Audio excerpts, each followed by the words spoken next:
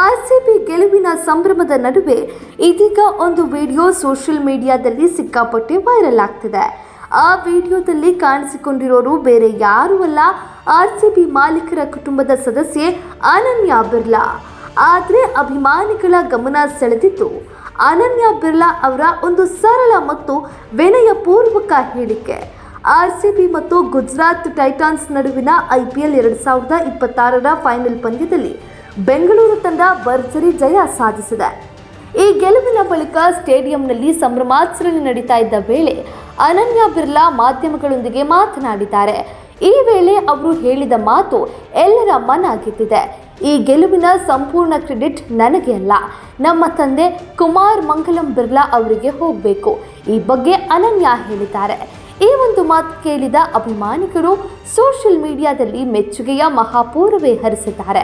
ಇದಕ್ಕೆ ನೀವು ನಮಗೆ ಇಷ್ಟ ಆಗೋದು ಮೇಡಮ್, ಯಶಸ್ಸಿನ ಕ್ರೆಡಿಟ್ ಅನ್ನು ಕುಟುಂಬ ವರ್ಗದವರಿಗೆ ನೀಡೋದು ದೊಡ್ಡ ಗುಣ. ಆರ್ಸಿಬಿಗೆ ಇಂತಹ ಆಡಳಿತ ಸಿಕ್ಕಿರೋದು ಅದೃಷ್ಟ ಎಂಬ ನೂರಾರು ಕಾಮೆಂಟ್ಗಳು ಕೇಳಿ ಬರ್ತಿದೆ. ಅಂದ ಹಾಗೆ ಅನನ್ಯಾ ಬಿರ್ಲಾ ಕೇವಲ ಉದ್ಯಮಿಯ ಪುತ್ರಿ ಮಾತ್ರವಲ್ಲ, ಖ್ಯಾತ ಗಾಯಕಿ, ಉದ್ಯಮಿ ಮತ್ತು ಯುವ ಜನರಲ್ಲಿ ಅಪಾರ ಜನಪ್ರಿಯತೆ ಹೊಂದಿರುವ ವ್ಯಕ್ತಿತ್ವ. ಇನ್ನು ಅವರ ತಂದೆ ಕುಮಾರ್ ಮಂಗಲಂ ಬಿರ್ಲಾ ಭಾರತದ ಪ್ರಮುಖ ಉದ್ಯಮಿಗಳಲ್ಲಿ ಒಬ್ಬರು. ಆರ್ಸಿಬಿ ತಂಡ ಹೊಸ ಆಡಳಿತದ ಅಡಿಯಲ್ಲಿ ಮತ್ತಷ್ಟು ಬಲಿಷ್ಠವಾಗಿ ಕಾಣಿಸಿಕೊಂಡಿದ್ದು ಸತತ 2ನೇ ಬಾರಿ ಟ್ರೋಫಿ ಗೆದ್ದು ತನ್ನ ಸಾಮರ್ಥ್ಯವನ್ನು ಸಾಬೀತುಪಡಿಸಿದೆ. ಫೈನಲ್ನಲ್ಲಿ ಗುಜರಾತ್ ಟೈಟಾನ್ಸ್ ವಿರುದ್ಧ 5 ವಿಕೆಟ್ಗಳ ಗೆಲುವು ಸಾಧಿಸಿದ ಬೆಂಗಳೂರು ಪಡೆ ಅಭಿಮಾನಿಗಳಿಗೆ ಮತ್ತೊಮ್ಮೆ ಸಂಭ್ರಮದ ಕ್ಷಣ ನೀಡಿದೆ.